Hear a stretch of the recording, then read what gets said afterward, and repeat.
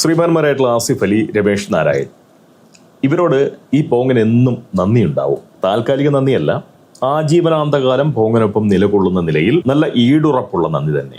എന്തിനാണ് ഇരുവരോടും പോങ്ങൻ നന്ദിയുള്ളവനായിരിക്കുന്നത്? ആർക്കെങ്കിലും അതറിയണോ? അറിയേണ്ടവർക്ക് ഇവിടെ തുടരാം, അല്ലാത്തവർക്ക് തീർച്ചയായിട്ടും കണ്ണും കാതും എടുത്ത് മടങ്ങാം.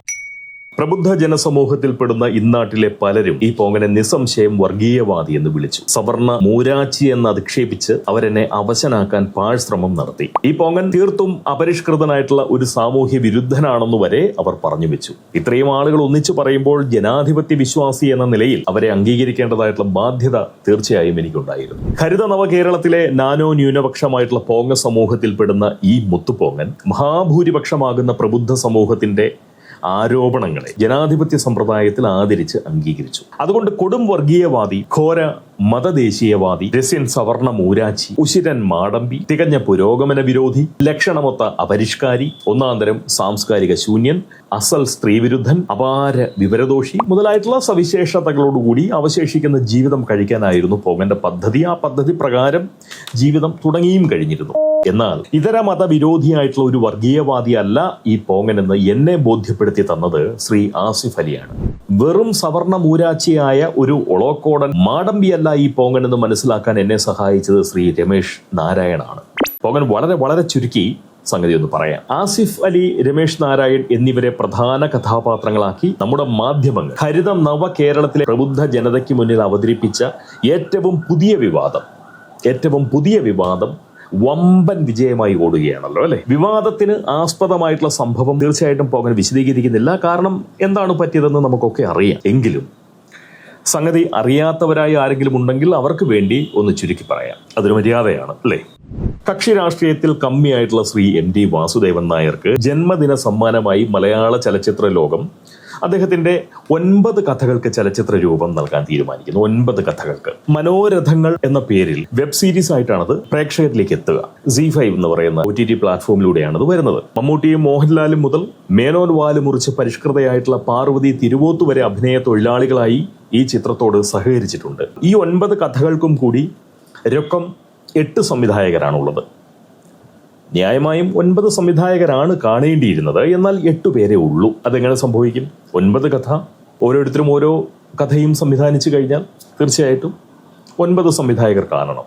പക്ഷെ ഇവിടെ 8 സംവിധായകരേ ഉള്ളൂ. അതെങ്ങനെ? എന്ത് പറ്റിയെന്ന് ചോദിച്ചാൽ, ഇടത് ഉൽപ്പതിഷ്ണുക്കളുടെ ഭാഷയിൽ പറഞ്ഞാൽ ഈ അരികുവൽക്കരിക്കപ്പെട്ട ഏതോ ഒരു സംവിധായകന്റെ തൊഴിൽ തെറിപ്പിച്ചുകൊണ്ട് സവർണ സാമദ്രോഹിയായിട്ടുള്ള പ്രിയദർശൻ നായർ ഒറ്റയടിക്ക് MT വാസുദേവൻ നായരുടെ 2 സിനിമകളാണ് നിഷ്കരുണം സംവിധാനിച്ചു കൊടുത്തത്. 2 സിനിമകൾ. ഒന്നിൽ മോഹൻലാൽ നായരും മറ്റൊന്നിൽ ബിജു മേനോൻ നായരും നായകരുമായി. മനസ്സിലായോ? നായർ ഹെജിമണിയുടെ ഊക്കെന്നല്ലാതെ ഇതിനൊക്കെ എന്താ പറയുക? ഈ ജാതി സെൻസസ് നടപ്പിലാക്കുകയും സംവിധാന ജോലിയിൽ സംവരണം ഉറപ്പുവരുത്തുകയും ചെയ്തിരുന്നുവെങ്കിൽ ഈ അനീതി ഇവിടെ സംഭവിക്കുമായിരുന്നില്ല. നമ്മുടെ വിഷയം അതല്ലാത്തത് കൊണ്ട് മാത്രം പോങ്ങൻ ചുമ്മാ അടങ്ങുന്നു. ഇല്ലേൽ നായന്മാരുടെ ഈ അഹമ്മദിയെ വെറുതെ വിടുന്നവനല്ല സത്യത്തിൽ ഈ പോങ്ങൻ. അല്പം പോലും നായരല്ലാത്ത ആസിഫ് അലി, സ്വല്പം വല്ലതും നായരാവാൻ സാധ്യതയുള്ള രമേഷ് നാരായൺ, ഇവരുടെ കാര്യമാണല്ലോ നമ്മൾ പറഞ്ഞു വന്നത്. മനോരഥങ്ങൾ എന്ന വെബ് സീരീസിന്റെ പ്രചാരണ പ്രവർത്തനങ്ങളുടെ ഭാഗമായി നടത്തിയിട്ടുള്ള ചടങ്ങിൽ ആ കലോൽപ്പന്നവുമായി ബന്ധപ്പെട്ട് പ്രവർത്തിച്ച സകലർക്കും സ്മാരക ഫലകം സമ്മാനിച്ചിരുന്നു. മുന്തിയവർക്ക് മുന്തിയവർ, അത്രയൊന്നും മുന്താത്തവർക്ക് അത്രയൊന്നും മുന്താത്തവർ, മൂക്കാത്തവർക്ക് മൂക്കാത്തവർ, അത്രയൊന്നും മൂക്കാത്തവർക്ക് അത്രയൊന്നും മൂക്കാത്തവർ, ഇളപ്പക്കാർക്ക് ഇളപ്പക്കാർ, അത്രയൊന്നും എളുപ്പമാകാത്തവർക്ക് അത്രയൊന്നും എളുപ്പമാകാത്തവർ. ഈ ഒരു അനുപാതത്തിലാണ് സ്മാരക ഫലകം വിതരണം ചെയ്യാൻ സംഘാടകർ തീരുമാനിച്ചത്. സംഘാടകരാരാണെന്നൊന്നും പോകാൻ അറിയില്ല. എന്തായാലും സംഘാടകർ അങ്ങനെയാണ് തീരുമാനിച്ചത്. അതുപ്രകാരം കൊടുക്കേണ്ടവരുടെയും വാങ്ങേണ്ടവരുടെയും പേര് വിളിച്ച് സംഗതി കൈമാറി. ജയരാജിന്റെ സിനിമയ്ക്കായി സംഗീത സംവിധാനം പകർന്ന രമേഷ് നാരായണിന് സ്മാരക ഫലകം കൊടുത്തത് MT വാസുദേവൻ നായരുടെ മകൾ സംവിധാനിച്ച സിനിമയിലെ നായകനായി നടിച്ചിട്ടുള്ള ആസിഫ് അലിയാണ്. ആകെ മൊത്തം 65 വയസ്സും സംഗീത നാടക അക്കാദമിയുടെ പുരസ്കാരങ്ങളും സംസ്ഥാന ദേശീയ അംഗീകാരങ്ങളും ഒക്കെ സ്വന്തമാക്കിയ പണ്ഡിറ്റ് ജസ്രാജിനൊപ്പം സംഗീത പ്രവർത്തനം നടത്തിയിട്ടുള്ള തനിക്ക് വെറും 38 വയസ്സ് മാത്രമുള്ള സാധാ നടിപ്പ് ജോലിക്കാരനായിട്ടുള്ള ഒരു പീക്കിരിച്ചക്കനാണോ സ്മാരക ഫലകം സമ്മാനിക്കേണ്ടതെന്ന ചിന്ത സാക്ഷാൽ രമേഷ് നാരായണനെ കുഴപ്പത്തിലാക്കി. അതാണ് സംഭവിച്ചത്. അഭിനയത്തിന്റെ പേരിൽ ഓസ്കാർ പുരസ്കാരം ലഭിച്ചാൽ പോലും തരപ്പെടാൻ യാതൊരു സാധ്യതയുമില്ലാത്തത്ര വലിയ ആഘോഷിക്കലിനാണ് പാവം ആസിഫ് അലി ഇരപ്പെട്ടത്. ആസിഫ് അലിയുടെ ഒരു സിനിമ തിയേറ്ററിൽ ചെന്ന് ടിക്കറ്റ് എടുത്ത് കണ്ട് വിജയിപ്പിക്കാനുള്ള സന്മനസ് കാണിക്കാത്ത ഇന്നാട്ടിലെ പ്രബുദ്ധ ജനത യാതൊരു ഉളുപ്പുമില്ലാതെ ഇന്നലെ മുതൽ ആസിഫ് അലിയെ തലങ്ങും വിലങ്ങും ആശ്വസിപ്പിക്കുകയാണ്, ആഘോഷിക്കുകയാണ്, ആഘോഷിച്ച് അപമാനിക്കുകയാണ്. അതാണ് രമേശ് നാരായൺ വക വിവരക്കേടിന്റെ അനന്തരഫലം. ദയവ് ചെയ്ത് പോങ്ങൻ ഇനി പറയുന്നത് നിങ്ങൾ ശ്രദ്ധിച്ചൊന്ന് കേൾക്കണം. ആസിഫ് അലി രമേശ് നാരായൺ പ്രശ്നത്തെ നമ്മുടെ പ്രബുദ്ധ സമൂഹം എങ്ങനെയാണ് എടുത്തത്, അതായത് ഉള്ളിലേക്ക് എടുത്തത്. ആസിഫ് അലി നടനും രമേശ് നാരായൺ സംഗീതജ്ഞനുമാണ്. എന്നാൽ നടന രംഗവും സംഗീത ലോകവും തമ്മിലുള്ള പോരാട്ടമായിട്ടല്ല പ്രബുദ്ധ സമൂഹം അതിനെ അടയാളപ്പെടുത്തിയത്, അല്ലെ? രമേശ് നാരായൺ 65 വയസ്സുള്ള ഒരു യുവവൃദ്ധനും ആസിഫ് അലി 38 വയസ്സ് മാത്രമുള്ള ഒരു യുവ മധ്യവയസ്കനുമാണ്. എന്നാൽ ഒരു യുവവൃദ്ധനും അതുപോലെ ഒരു യുവ മധ്യവയസ്കനും തമ്മിലുള്ള കശപിശയായി പ്രബുദ്ധ സമൂഹം അതിനെ കണ്ടിട്ടില്ല. ശരിയല്ലേ? ഈ ആസിഫ് അലിയും രമേശ് നാരായണനും നിന്നുകൊണ്ട് മൂത്രമൊഴിക്കാൻ കഴിയുന്ന തരത്തിൽ ലിംഗ സൗകര്യം പേറുന്നവരാണ്. എന്നാൽ സമാന ലിംഗക്കാരായിട്ടുള്ള 2 പുരുഷ ജനങ്ങളുടെ സ്വർഗാനുരാഗമില്ലായ്മയായും പ്രബുദ്ധ സമൂഹം അതിനെ നിരീക്ഷിച്ചില്ല. ഉള്ളതല്ലേ? പിന്നെ എങ്ങനെയാണ് രമേശിൽ നിന്നും സംഭവിച്ചിട്ടുള്ള ആ പോക്കണം കെട്ട, അല്ലെങ്കിൽ മാതൃകാപരമല്ലാത്ത, തീർത്തും അമാന്യമായ, ഒട്ടും തന്നെ മര്യാദയില്ലാത്ത, മനുഷ്യവിരുദ്ധമെന്ന് തന്നെ ഗണിക്കാവുന്ന ശരീരഭാഷയെ, അതല്ലെങ്കിൽ നികൃഷ്ടമായിട്ടുള്ള ആ പെരുമാറ്റത്തെ പ്രബുദ്ധ സമൂഹം അളന്നത് എങ്ങനെയാണ് അളന്നത്? ആലോചിക്കാൻ ഒന്നുമില്ല. ആസിഫ് അലിയുടെയും രമേശ് നാരായണിന്റെയും മതത്തെയാണ് അവർക്കിടയിൽ സംഭവിച്ച പ്രശ്നത്തെ അളക്കാൻ നമ്മുടെ പ്രബുദ്ധർ ഉപയോഗിച്ച ഏകകം. അതാണ് മതം. എത്രത്തോളം അപകടം നിറഞ്ഞൊരു പ്രവണതയാണത്, അല്ലേ? സത്യത്തിൽ ഈ പോങ്ങനാണോ, അതോ പോങ്ങനെ വർഗീയവാദി എന്ന് നിരന്തരം വിളിക്കുന്ന പ്രബുദ്ധരാണോ യഥാർത്ഥത്തിൽ മനുഷ്യവിരുദ്ധത സ്വഭാവത്തിൽ കൊണ്ടു നടക്കുന്നത്? ഈ പോങ്ങനാണോ? അല്ല. ഹിന്ദുസ്ഥാനി സംഗീതത്തിലാണ് രമേശ് നാരായൺ പ്രതിഭ ഇറക്കിയിരിക്കുന്നതെന്ന് കണ്ട് ആ മനുഷ്യനെ സംഖ്യയാക്കുന്നത് വിവരദോഷമല്ല, കരുതിക്കൂട്ടി നടത്തുന്ന വിധ്വംസക പ്രവർത്തനമാണ്.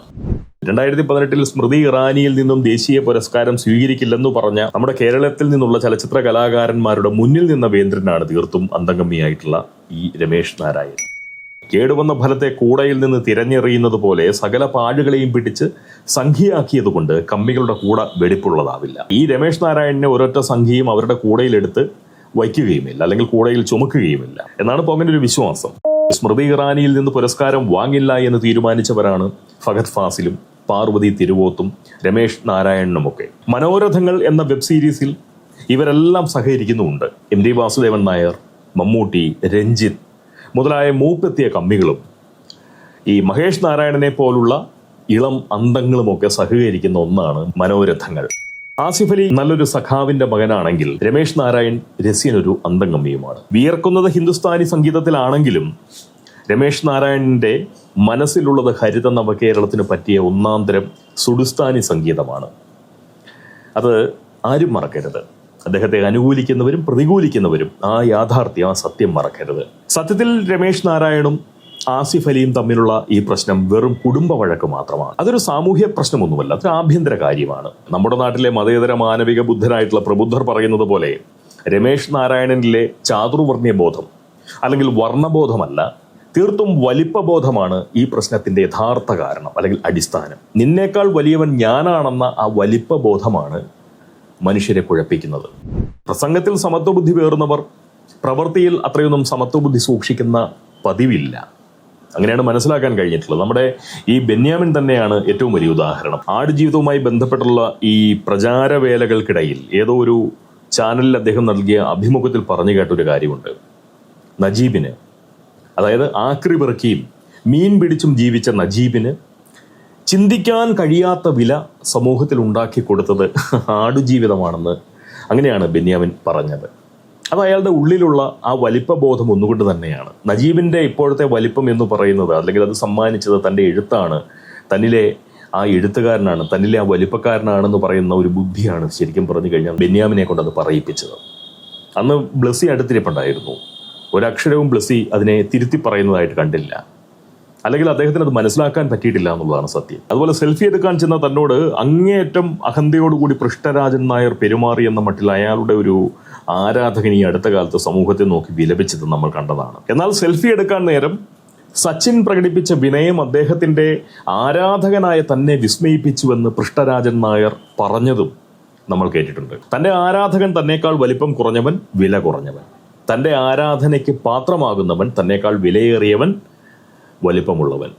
അത്രയേ ഉള്ളൂ സംഗതി. ആസിഫ് അലിക്ക് പിന്തുണ പ്രഖ്യാപിച്ച ചില മനുഷ്യരെ കണ്ടപ്പോൾ പോങ്ങൻ കണ്ടമാനം അതിശയിച്ചു പോയി. അവരിൽ കൊടും സംഖ്യകൾ വരെയുണ്ട്. സാമൂഹ്യ മൂല്യത്തിന് അപാര വില നൽകുന്ന പൃഷ്ഠരാജ ബുദ്ധിയുള്ളവരാണ് അവരിൽ പലരും എന്നതാണ് രസം. സത്യത്തിൽ ആസിഫിനെ പിന്തുണയ്ക്കാനോ രമേശിനെ വിമർശിക്കാനോ ഉള്ള യോഗ്യത പ്രബുദ്ധ ജനതയ്ക്ക് തീരെയില്ല. പൃഷ്ഠരാജ ബുദ്ധിയുള്ള സംഘിപ്രബുദ്ധർക്ക് ഒട്ടുമില്ല. എനിക്ക് നല്ല ഉറപ്പുള്ളൊരു സംഗതിയുണ്ട്. രമേശ് നാരായണനെ വിമർശിക്കുന്നവരുടെ കൂട്ടത്തിൽ ആസിഫ് അലി ഒരിക്കലും ഉണ്ടാവില്ല. തന്നെ ഇപ്പോൾ ആഘോഷിക്കുന്നവർ അത് ചെയ്യുന്നത് എന്തുകൊണ്ടാണെന്ന് തിരിച്ചറിയാനുള്ള സദ്ബുദ്ധിയും ആസിഫ് അലിക്കുണ്ട്. വ്യക്തിപരമായി ആ മനുഷ്യനെ അറിയില്ലെങ്കിലും ആസിഫിന്റെ പല അഭിമുഖ പരിപാടികളും പോങ്ങൻ കണ്ടിട്ടുണ്ട് എന്നുള്ളതാണ് സത്യം. ബുദ്ധി കൊണ്ട് സംസാരിക്കുന്നവരും ചിന്തകൾ കൊണ്ട് സംസാരിക്കുന്നവരും നമുക്കിടയിലുണ്ട്. ആസിഫ് അലി സ്വന്തം ചിന്തകൾ കൊണ്ട് സംസാരിക്കുന്ന ഒരാളായിട്ടാണ് തോന്നിയിട്ടുള്ളത്. അതുകൊണ്ട് തന്നെ ആ മനുഷ്യനെ മനസ്സിലാക്കാൻ വ്യക്തിപരിചയം ആവശ്യമായിട്ട് വരുന്നില്ല.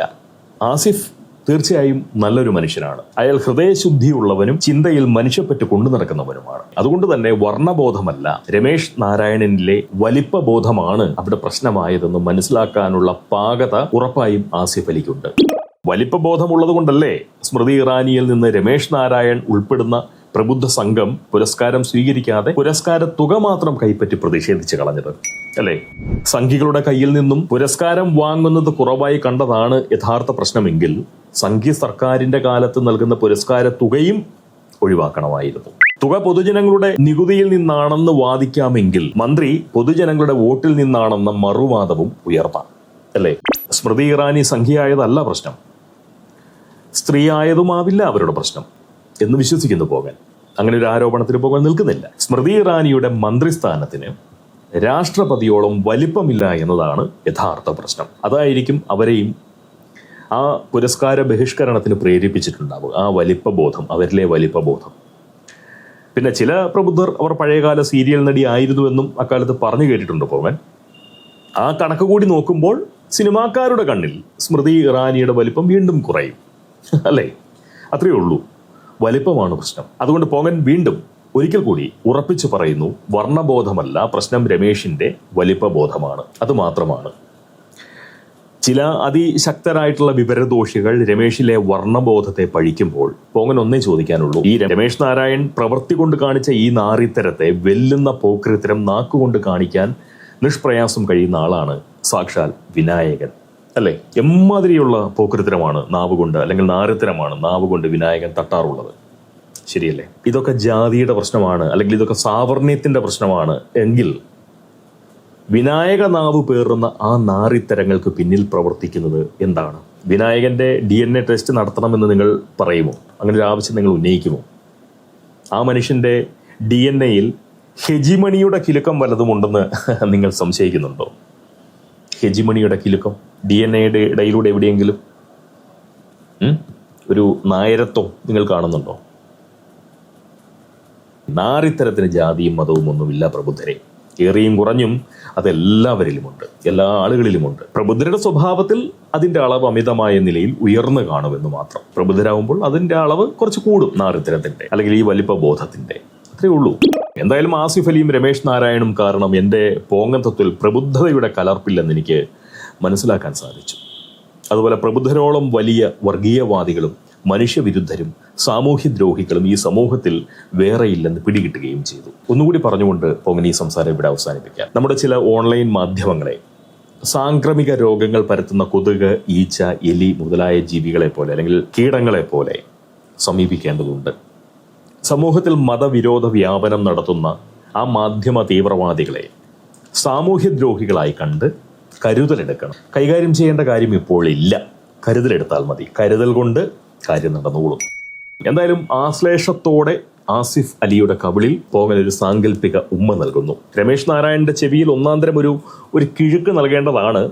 എന്നാൽ അയാൾക്കുള്ള ശിക്ഷ അയാൾ തന്നെ കൊടുത്തു കഴിഞ്ഞു. അതാണ് അയാളുടെ രാഷ്ട്രീയം. ഈ കമ്മിത്വത്തോളം വലിയ മറ്റൊരു ശിക്ഷയും തീർച്ചയായിട്ടും അയാൾക്ക് ഇനി ലഭിക്കാനില്ല അല്ലേ? അതാണ് പോകാനൊരു കാഴ്ച. ഞാൻ ഉറപ്പിച്ച് വീണ്ടും വീണ്ടും വീണ്ടും പറയാൻ ശ്രമിച്ചുകൊണ്ടിരിക്കുന്നത് ഈ വലിപ്പബോധത്തെക്കുറിച്ച്, നമ്മളുടെ ഉള്ളിലെ വലിപ്പബോധത്തെക്കുറിച്ചാണ്. നമ്മൾ സമത്വമൊക്കെ നമ്മുടെ നാവ് കൊണ്ട് പറയും എന്നുണ്ടെങ്കിലും നമ്മൾ ആരും അത് അത്ര കണ്ട് ശക്തമായിട്ട് പുലർത്തുന്നില്ല. നമ്മളെപ്പോഴും ഈ പറയുന്ന വലിയ അപാരമായ നിലയിലുള്ള അപരിഷ്കൃത ബുദ്ധി ചുമന്നുകൊണ്ട് തന്നെയാണ് നമ്മൾ പരിഷ്കാരം പറയുന്നത്. നമ്മൾ അങ്ങേയറ്റം ഇടുങ്ങിയ ചിന്താഗതി കൊണ്ടു നടന്നുകൊണ്ട് തന്നെയാണ് നമ്മൾ ഈ വലിയ പുരോഗമന ബുദ്ധി പറയുന്നത്. അതുകൊണ്ട് രമേശ് നാരായൺ ആസിഫ് അലിയുടെ മതം കണ്ടിട്ടല്ല അദ്ദേഹത്തോട് അങ്ങനെ പെരുമാറിയത്. തീർച്ചയായിട്ടും ആസിഫ് അലി തന്നേക്കാൾ ചെറുതാണ്, സാമൂഹ്യ മൂല്യം കുറവാണ് എന്ന് പറയുന്ന ഉത്തമ ചിന്ത അദ്ദേഹത്തിൻ്റെ ഉള്ളിലുള്ളത് കൊണ്ട് തന്നെയാണ് താനൊരു കേമനാണ്, താനൊരു വലിയവനാണ് എന്നുള്ള ചിന്തയാണ്.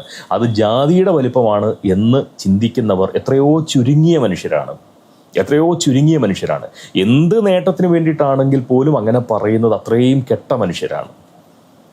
അവരെയൊന്നും നമ്മൾ ഒരിക്കലും അംഗീകരിക്കരുത്. ഇവരാണ് ശരിക്കും പറഞ്ഞാൽ ഈ സമൂഹത്തെ ഇത്രയും കുട്ടിച്ചോറാക്കുന്നത്. ഈ ഡിജിറ്റൽ യുഗത്തിലും ഇത്രയും നാണം കെട്ട ചിന്താഗതിയുമായി നടക്കുന്ന ഇത്തരം മാധ്യമ തീവ്രവാദികളാണ് വാസ്തവം പറഞ്ഞു കഴിഞ്ഞാൽ നമ്മുടെ ഈ നാട് കുട്ടിച്ചോറാക്കുന്നത്. അതിനകത്ത് പോങ്ങനൊന്നും ഒരു പങ്കുമില്ല. പോങ്ങനൊന്നും ഈ പറയുന്നത് പോലെ അപകടകാരിയായിട്ടുള്ള ഒരാളേ അല്ല. അതാണ് സത്യം. അതിപ്പോൾ ഞാൻ തന്നെ പറഞ്ഞൊരു പ്രയോജനമില്ലെങ്കിൽ പോലും ഇപ്പോൾ ആസിഫ് അലിയുടെയും ഈ രമേശ് നാരായണൻ്റെയും ഈ പ്രശ്നം ശരിക്കും പറഞ്ഞു കഴിഞ്ഞാൽ വളരെ സന്തോഷകരമായിട്ടുള്ള ഒരു മാനസികാവസ്ഥ എനിക്ക് നൽകിയതിൻ്റെ പിന്നിൽ എൻ്റെ ഉള്ളിൽ ഒരിക്കലും ആസിഫ് അലിയുടെ മതമോ രമേശ് നാരായണൻ്റെ ജാതിയോ മതമോ ഒന്നും കടന്നു വന്നില്ല. അവരുടെ പേരിൽ പുരണ്ടിരിക്കുന്ന മതം പോലും എന്നെ ബാധിച്ചിട്ടില്ല. ഇപ്പം നിങ്ങളൊന്ന് ആലോചിക്കുക, മമ്മൂട്ടി മത തീവ്രവാദിയാണോ അല്ലയോ എന്നുള്ള ഒരു 3-4 അധ്യായത്തിൽ ഞാനിവിടെ ഒരു വീഡിയോ ചെയ്തപ്പോൾ ആദ്യം വലിയ ആഘോഷമുണ്ടായിരുന്നു ആളുകൾക്ക്. മമ്മൂട്ടി വർഗീയവാദിയാണെന്നാണ് ഇയാൾ പറഞ്ഞ് അവസാനിപ്പിക്കാൻ പോകുന്നതെന്ന് ധരിച്ചവർ. ഞാൻ മമ്മൂട്ടി വർഗീയവാദികളെ പോലും വിൽക്കാൻ കെൽപ്പുള്ള ഒരു കച്ചവടക്കാരനാണ്, അല്ലാതെ അദ്ദേഹത്തെ പറയുന്ന തരത്തിലേക്ക് ഒരു മതവാദിയായിട്ട് മാറ്റാൻ കഴിയില്ല എന്ന് പറഞ്ഞ് അവസാനിപ്പിച്ചപ്പോൾ അതുവരെയും എന്നെ പ്രോത്സാഹിപ്പിച്ച പലരും എന്നോട് ദേഷ്യത്തിൽ പിരിഞ്ഞുപോയി. അതിൻ്റെ കാര്യം എന്താണെന്ന് വെച്ച് കഴിഞ്ഞാൽ അമിതമായ നിലയിൽ മതബാധ തീണ്ടിപ്പോയിട്ടുണ്ട് നമ്മളിൽ പലരുടെയും മനസ്സ്. അത് ശരിക്കും പറഞ്ഞു കഴിഞ്ഞാൽ നമ്മളുടെ ആരുടെയും കുറ്റമല്ല. ഇതുപോലുള്ള ആളുകളാണ്, ഇത്തരം മാധ്യമ പ്രവർത്തകരാണ് നമ്മളെ ഇതുപോലുള്ള ചിന്തകളിലേക്കും അല്ലെങ്കിൽ നമ്മുടെ നാവിനെ ഇതുപോലുള്ള സംസാരത്തിലേക്കും കൊണ്ടെത്തിക്കുന്നത്. അതുകൊണ്ട് ഉറപ്പായിട്ടും പോകൻ പറയുന്നു, രമേശ് നാരായണൻ്റെ മനസ്സിൽ ഒരിക്കൽ പോലും ജാതി ചിന്തയോ മതചിന്തയോ അല്ലെങ്കിൽ വർഗീയ ബുദ്ധിയോടുകൂടിയല്ല മനുഷ്യൻ ഈ നടത്തിയ വൃത്തികേടെന്ന് തന്നെയാണ് പറയുന്നത്. അങ്ങേയറ്റം മനുഷ്യവിരുദ്ധമായിട്ടുള്ള അമാന്യമായിട്ടുള്ള ഈ ഒരു പ്രവർത്തനം പുള്ളി നടത്തിയിട്ടുള്ളത്. ഉറപ്പായിട്ടും അതിനകത്ത് മതത്തിന് യാതൊരു ബന്ധവുമില്ല. പിന്നെ നേരത്തെ പറഞ്ഞ പോലെ നമുക്കൊരിക്കലും ഈ മനുഷ്യനെ വിമർശിക്കാനുള്ള ധാർമ്മികമായ നമുക്കൊരു അവകാശമില്ല. പിന്നെ ധാർമ്മിക ബുദ്ധി ഇല്ലാത്ത ഒരു കൂട്ടം ആളുകൾക്കാവുമ്പോൾ അദ്ദേഹത്തെ വിമർശിക്കുന്നതിൽ തെറ്റില്ല എന്ന് മാത്രമേ ഉള്ളൂ. പക്ഷെ അതിനുള്ള ഒരു അവകാശമുണ്ടോ? ധാർമ്മികമായിട്ടുള്ള ഒരു നിലയിൽ നമ്മൾ പരിശോധിക്കുകയാണെങ്കിൽ ഈ പ്രബുദ്ധ ജനതയ്ക്ക് രമേശ് നാരായണനെ വിമർശിക്കാനുള്ള യാതൊരു വിധത്തിലുമുള്ള അവകാശവുമില്ല, അർഹതയുമില്ല, യോഗ്യതയുമില്ല, ഒരു പുല്ലുമില്ല. അതാണ് അതിൻ്റെ സത്യം എന്ന് പറയുന്നത്. പക്ഷേ നമ്മൾ ധാർമ്മിക മൂല്യത്തിന് വലിയ വില കൊടുക്കാത്തൊരു സമൂഹമായതുകൊണ്ട് തീർച്ചയായിട്ടും നമുക്കിത് പറയാം. സ്മൃതി ഇറാനിയെ അധിക്ഷേപിച്ച അല്ലെങ്കിൽ സ്മൃതി ഇറാനിയോട് ഞാൻ ഒരു പുരസ്കാരം അദ്ദേഹത്തിൽ നിന്ന് സ്വീകരിച്ചതിൽ നിങ്ങൾ എന്നോട് പൊറുക്കണമേ, നിങ്ങളോട് ക്ഷമിക്കണമേ, അതുകൊണ്ട് ഞാൻ അവരിൽ നിന്ന് വാങ്ങിയ പുരസ്കാരം എൻ്റെ അമ്മയ്ക്ക് കൊടുത്തിട്ട് അമ്മയിൽ നിന്ന് വീണ്ടും ഞാനത് സ്വീകരിച്ചു എന്ന് പറഞ്ഞ ഒരു പോഴനും നമ്മുടെ നാട്ടിലുണ്ട്. അവനെയും നമ്മൾ വലിയ നിലയിൽ ആഘോഷിച്ചിരുന്നു. അതുപോലൊരു പ്രവൃത്തിയാണ് ഇദ്ദേഹം കാണിച്ചത്, അതുപോലുള്ള വൃത്തികേടാണ് ഇദ്ദേഹം കാണിച്ചത്. ആസിഫ് അലി കൊടുത്ത സാധനം ജയരാജൻ്റെ കയ്യിൽ കൊടുത്തിട്ട് അയാളിൽ നിന്ന് അല്ലെങ്കിൽ ആ മനുഷ്യന് അദ്ദേഹത്തിൽ നിന്ന് വീണ്ടും തിരിച്ചു വാങ്ങുക എന്ന് പറയുന്നത് ശുദ്ധ പോക്രിത്തരമാണ്. പക്ഷേ ആ പോക്രിത്തരം കാണിക്കാനുള്ള അവകാശം ആ മനുഷ്യൻ്റെ വിവരദോഷത്തിനും അദ്ദേഹം പേറുന്ന രാഷ്ട്രീയത്തിനുമുണ്ട്. ഞാൻ പറയുന്നത് അതല്ല. നേരത്തെ സ്മൃതി ഇറാനിയിൽ നിന്ന് വാങ്ങിയ സംഗതി അത് അമ്മയുടെ കയ്യിൽ കൊടുത്തിട്ട് പെറ്റമ്മയിൽ നിന്ന് വാങ്ങിയത് ആഘോഷിച്ചിട്ടുള്ള അല്ലെങ്കിൽ അങ്ങനെ ചെയ്ത ആ പ്രവൃത്തി ചെയ്തവനെ ആഘോഷിച്ച ഒരു സമൂഹമാണ് നമ്മൾ. അങ്ങനെയുള്ള ഒരു സമൂഹത്തിന് ഉറപ്പായിട്ടും ഈ രമേശ് നാരായണനെ വിമർശിക്കാൻ അവകാശമില്ല. അത് ഇരട്ടത്താപ്പാണ്. അതാണ് പറഞ്ഞത്. ഞാൻ ആസിഫ് അലിക്കൊപ്പം തന്നെയാണ് ഈ ഒരു കാര്യത്തിൽ. പക്ഷേ ആസിഫ് അലി ഒരിക്കലും ആസിഫ് അലിയുടെ ഒപ്പം ഇക്കാര്യത്തിൽ ഉണ്ടാവില്ല. കാരണം അദ്ദേഹം നമ്മളെക്കാൾ ഒക്കെ നല്ല ഒരു വിശാല ബുദ്ധിയുള്ള ഒരു മനുഷ്യനാണ്, ചെറുപ്പക്കാരനാണെന്നുള്ള ഒരു ബോധ്യം അദ്ദേഹത്തിൻ്റെ സംസാരത്തിൽ നിന്ന് തന്നെ പോങ്ങന് കിട്ടിയിട്ടുണ്ട്. അതുകൊണ്ട് പോങ്ങന് ഭയങ്കര സ്നേഹമാണ് ആസിഫ് അലിയോട്.